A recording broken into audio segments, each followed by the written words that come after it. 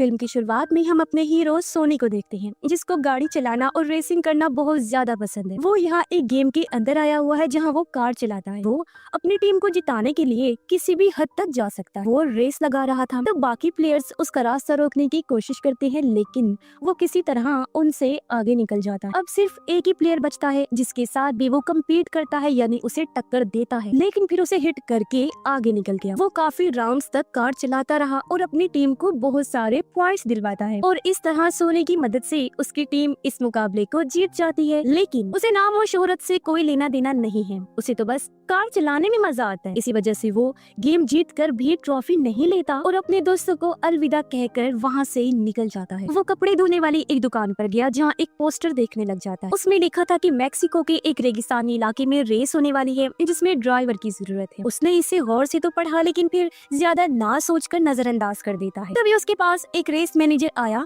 जो सोनी का दोस्त ही था और ये दोनों काफी टाइम बाद मिल रहे हो। रेस मैनेजर उसे बताता है कि मेरी एक फार्मूला 1 की टीम है जिसमें मुझे एक ड्राइवर की जरूरत है। वो कहता है कि तुम भी तो पहले फार्मूला 1 के ड्राइवर रह चुके हो, इसीलिए मैं चाहता हूँ कि तुम मेरी टीम के लिए कार चलाओ और उसे जिताओ, क्योंकि मेरी टीम हार रही है। वो टॉप 10 में भी क्वालिफाई नहीं कर पा रही, यानी टीम की हालत इतनी खराब है कि पहली 10 टीमों में भी उसका नाम नहीं आ पा रहा। अगर इसी तरह चलता रहा तो मैं तो पूरी तरह से बर्बाद हो जाऊंगा, टीम बिखर जाएगी, प्लीज मेरी मदद करो। तब सोनी कहता है ठीक है, मैं इस बारे में जरूर सोचूंगा। अब हम एक और प्लेयर जेपी को देखते हैं जो अफ्रीकन सिंगल कार को चला रहा था क्योंकि वो रेस में होता है। पता चला कि ये भी उसी रेस मैनेजर की टीम में है जिसने सोनी को अपनी टीम में शामिल होने की बात की। यहाँ हम एक लड़की को भी देखते हैं जो कार डिजाइनर होती है। वो जेपी से पूछती है कि गाड़ी के अंदर कोई मसला तो नहीं, अगर है तो मुझे बता दो। तब उसने कहा कि गाड़ी के अंदर तो बहुत सारे प्रॉब्लम्स हैं, इसीलिए कार डिजाइनर उन मसलों को देखने लगी ताकि उन्हें दूर करके कार को रीडिजाइन कर सके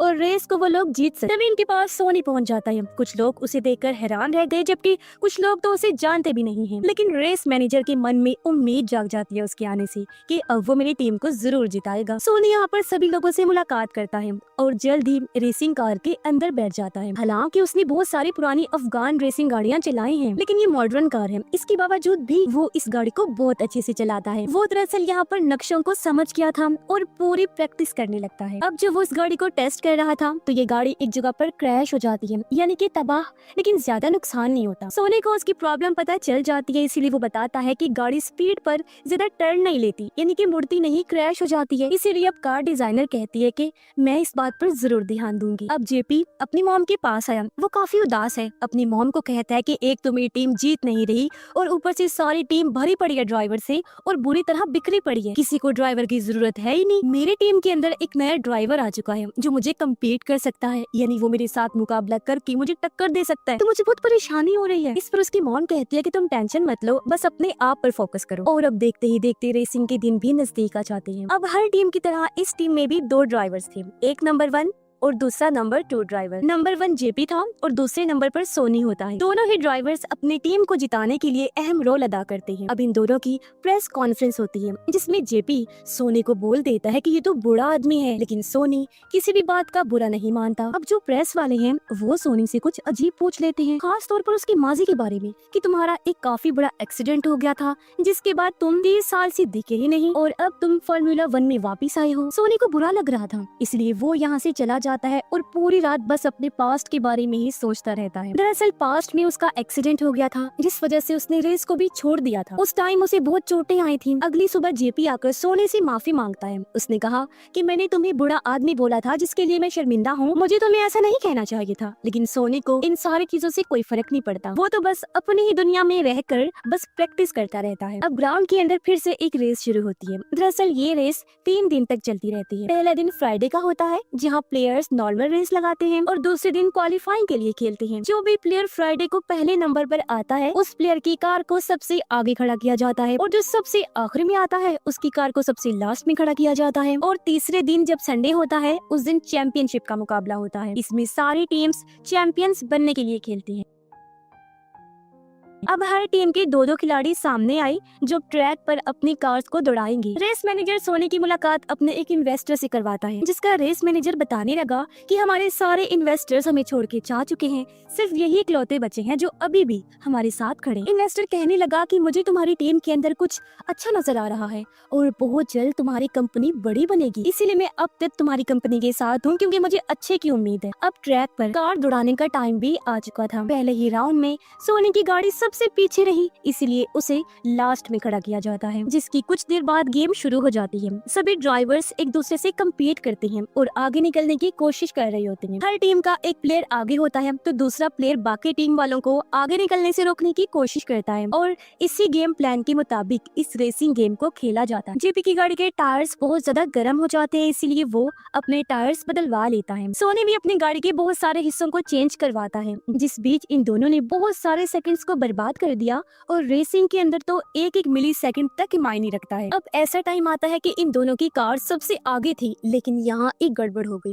अब ये दोनों ड्राइवर बाकियों की बजाय एक दूसरे से कम्पीट करने लग जाते हैं, एक दूसरे को आगे जाने ही नहीं दे रहे थे और ऐसा करना इनकी टीम के लिए मसला कर सकता था। अब अक्सर रियल में होने वाली इस गेम के अंदर ऐसा होता भी है कि ड्राइवर एक दूसरे को ही कम्पीट करने लग जाते हैं, जो आगे चलकर उनके लिए बुरा साबित होता है और यही इनके साथ भी हुआ। ये दोनों गाड़ियां आपस में टकरा जाती हैं और ट्रैक से बाहर आ जाती हैं, जिस वजह से ये इस गेम से बाहर हो गई थी। जेपी आते ही चिल्लाने लगा, सोनी से कहता है कि मुझसे कम्पीट करने की क्या जरूरत थी, मैं पहले नंबर का ड्राइवर था और तुम सेकंड, इसीलिए मैं आगे जाना चाहता था।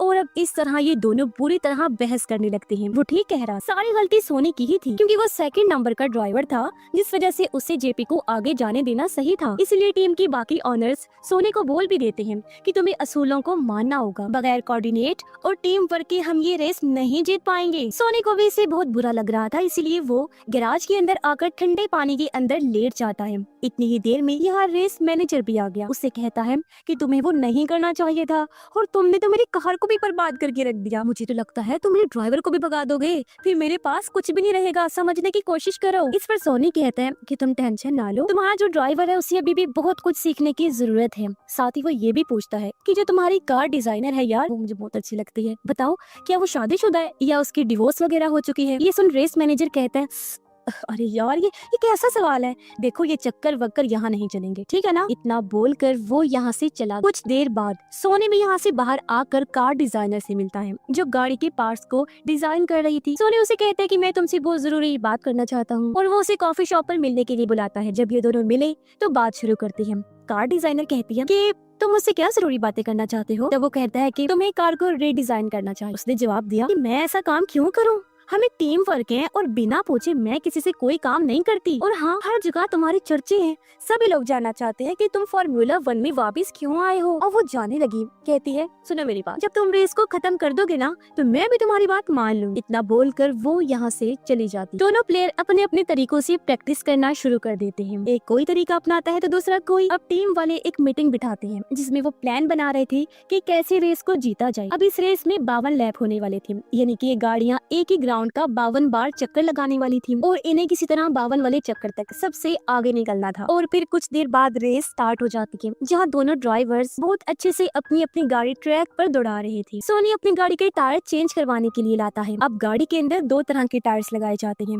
एक सॉफ्ट यानी कि नरम और दूसरा हार्ड यानी कि सख्त। सोनी चाहता है कि उसकी गाड़ी के अंदर सॉफ्ट टायर डाले जाएं। अब सॉफ्ट टायर से स्पीड तो बहुत तेज बढ़ती है, लेकिन वो जल्दी खराब हो जाते हैं। यहाँ के ऑनर इसकी इजाजत नहीं दे रहे थे, लेकिन सोनी के बार बार कहने पर गाड़ी के अंदर सॉफ्ट टायर डाल दिए जाते हैं और वो गाड़ी को यहाँ से लेकर चला जाता है। तो अब काफी सारे राउंड लगाने के बाद एक दूसरे के साथ सही कोऑर्डिनेट से उनके टीम टॉप 10 में क्वालिफाई करती है। पर ये तो पहला राउंड था, लेकिन फिर भी ये सभी खुश हैं क्योंकि इनकी टीम टॉप 10 में आई है। टॉप 10 में आना मतलब एक्स्ट्रा पॉइंट्स मिलना। रात को सोनी यहाँ से कार डिजाइनर के पास चला जाता है। वो कहने लगी कि तुम्हारे कहने के मुताबिक मैंने कार को रीडिजाइन कर दिया। वो अपने बारे में भी बता बताती है कि मैंने पहले भी कार को रीडिजाइन किया था। जब मेरी शादी हो गई थी तब मैंने मेरे आइडियाज मेरे हस्बैंड को दिखाई, जिस वजह से ही मेरी शादी टूट गई, क्योंकि उसे मेरे आइडियाज बिल्कुल भी पसंद नहीं आए थे। इसीलिए मैं भी ये रेस जीतना चाहती हूँ। अब दूसरी रेस क्वालिफाइंग शुरू हो जाती है। जेपी अभी भी टॉप 10 टीम में चल रहा है और सोनी बाकी कार्स को अपने पीछे रोके हुए है और इस तरह से दोनों कड़ी मेहनत करते हैं अपनी टीम को जिताने के लिए। जो मुमकिन कोशिशें थी उन्होंने वो सब, जिस वजह से इनकी टीम चौथे नंबर तक आ गई। लेकिन रेस अभी भी बाकी। धीरे धीरे जेपी की गाड़ी पहले नंबर पर आ जाती है, लेकिन जब वो एक टर्न लेने लगता है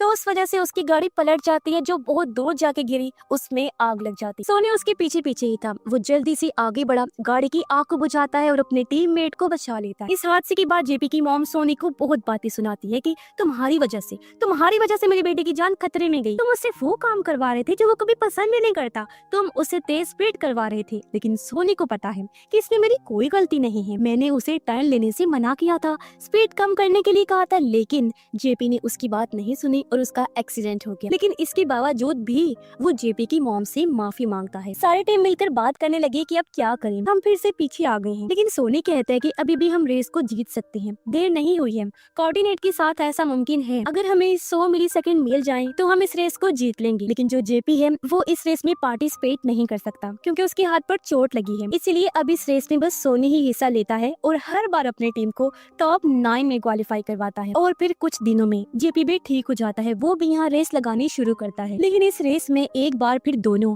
एक दूसरे के साथ कम्पीट करने लगते हैं और जेपी सोनी को रेस से बाहर करवा देता है, उसकी गाड़ी को टक्कर मारकर। सोनी अंदर आकर जेपी के ऊपर बहुत गुस्सा करता है और कहता है अगली बार ये काम मत करना, तुम बस खुद को देखते हो, टीम को नहीं देखते। इसी वजह से टीम हार रही है, तुम्हारी वजह से टीम डूब भी सकती है, इसलिए खुद पर ध्यान देने की बजाय पूरी टीम पर ध्यान दो। अब इन दोनों की लड़ाई यहाँ पर कार डिजाइनर सुन लेती है, इसलिए उसने दोनों को एक जगह पर आने की दावत दी। वो इनको समझाती है कि तुम दोनों इस तरह लड़ाई मत करो, क्योंकि अगर तुम लड़ाई करोगे या दूसरे के साथ कम्पीट करोगे तो उससे सारा नुकसान पूरी टीम को ही होगा। फिर वो इन दोनों के साथ कार्ड्स खेलने लगी। काफी देर तक ये तीनों यहाँ रेस की बातें करते हैं और कार्ड्स खेलते हैं। कुछ देर बाद यहाँ जेपी का मैनेजर आ गया, इसलिए वो तो यहाँ से चला जाता है और अब बस यहाँ सोनी और कार डिजाइनर होते हैं। दोनों क्योंकि एक दूसरे को प्यार करते हैं इसलिए काफी अच्छा टाइम साथ गुजारते हैं। आधी रात को सोनी बालकनी में खड़ा हो गया था, तब उसके पास वो भी आ गई। कहती है मुझे एक बात अभी भी समझ में नहीं आ रही कि तुम इस रेस में वापस क्यों आए हो। तब सोनी उसे पूछता है तुम भला यहाँ पर क्या कर रही हो। वो कहती है मैं सबको, खास तौर पर अपने एक्स हस्बैंड को दिखाना चाहती हूँ कि मेरे अंदर काबिलियत है, मैं भी टीम को जिताना चाहती हूँ, लेकिन ये तुम्हारे बगैर मैं नहीं कर सकती। तुम्हें रेस को जीतना होगा जिस वजह से मैं जीत पाऊंगी। फिर वो बताता कि मेरे साथ एक बहुत बड़ा हादसा हो गया था, मुझे बहुत ज्यादा शौक था गाड़ी चलाने का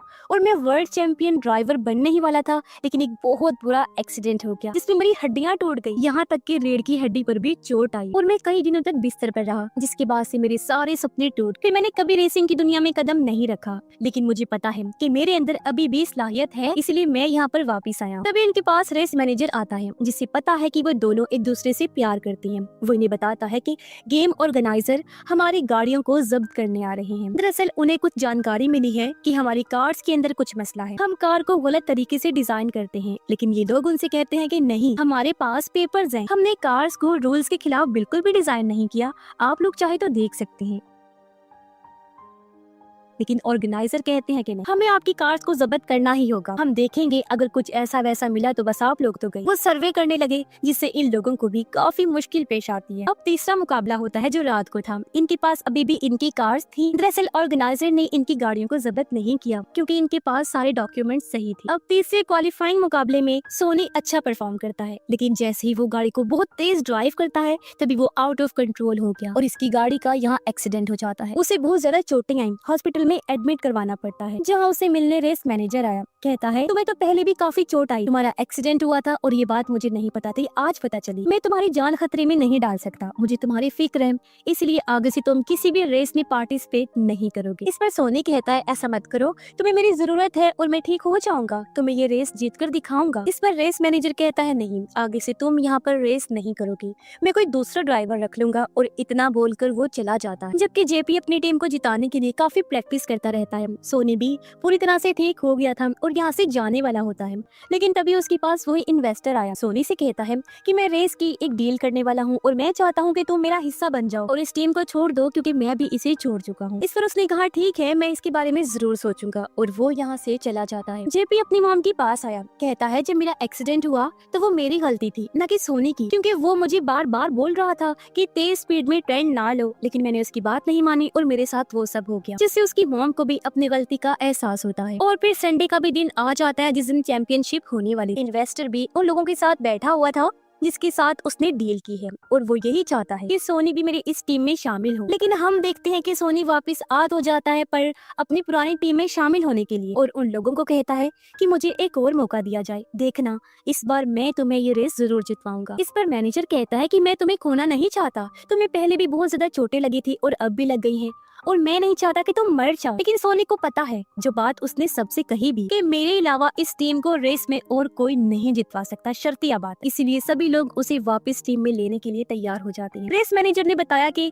न जाने वो कौन था जिसने ऑर्गेनाइजर को बताया कि हमने गाड़ियां खराब रखी हुई हैं, रूल्स के मुताबिक डिजाइन कर रहे हैं, लेकिन ये बात सोनी जानता है कि वो और कोई नहीं बल्कि इन्वेस्टर था। अब सब लोग तैयार हो जाते हैं। इन्वेस्टर भी देख लेता है कि सोनी तो वापस उसी टीम में चला गया है, जिससे उसे काफी बुरा लगा। रेस शुरू हो जाती है और अब इन दोनों ड्राइवर्स को कैसे भी करके अपनी टीम को जिताना होगा, क्योंकि ये चैंपियनशिप का दिन है। अब दूसरे नंबर के ड्राइवर की जो जिम्मेदारी होती है, सोनी उसे बखूबी निभाता है, यानी वो जेपी के लिए रास्ता साफ करता है, दूसरे लोगों को रोकने की कोशिश करता है ताकि जेपी आगे निकल सके, और अब दोनों टीम वर्क से अपनी टीम को पहले नंबर पर ले आते हैं। लेकिन रेस अभी भी बाकी। बीच बीच में ये दोनों ड्राइवर अपनी अपनी कार के टायर्स को बदलते हैं और रेस काफी देर तक चलती रहती है। कभी उनकी टीम 4 नंबर पर आती है, कभी 2 पर, और सोनी जेपी की बहुत ज्यादा मदद कर रहा था। बीच में 2.5 मिनट का ब्रेक आ गया। सोनी की गाड़ी यहाँ एक जगह से टकरा भी गई थी, लेकिन वो पूरी तरह से ठीक था। 2.5 मिनट के बाद फिर से रेस शुरू हो जाती है। जो लेवल्स बचे थे ये उन्हें कंप्लीट करते हैं। अब की बार सोनी उसे कहता है कि तुम मेरे पीछे पीछे रहना। अब जेपी ने ऐसा ही किया और अब इन दोनों की गाड़ियाँ सबसे आगे थी। इसी बीच जेपी की गाड़ी जो दूसरे टीम मेंबर के साथ मुकाबला कर रही थी वो बाहर निकल जाती है, यानी कि वो रेस से भी बाहर हो गई थी